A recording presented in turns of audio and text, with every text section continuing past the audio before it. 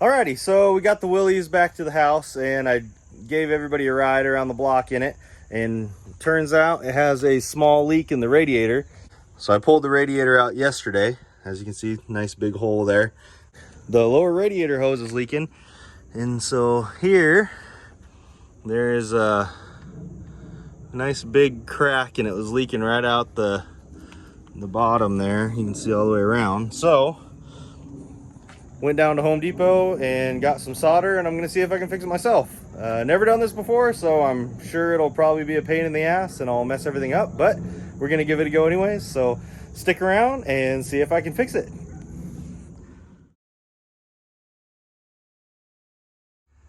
So I got it cleaned up, and you can really see the crack there.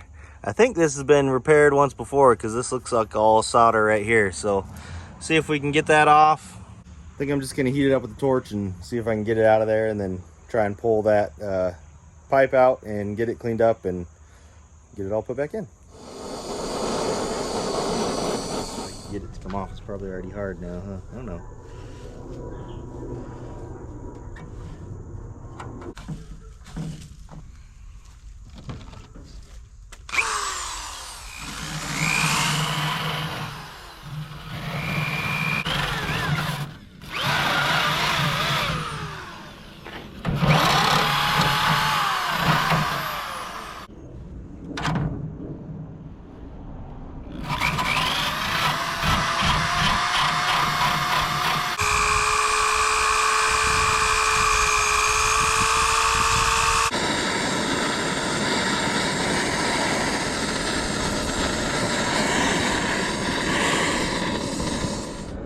Alright, so I got the solder on there. It took me a couple of tries.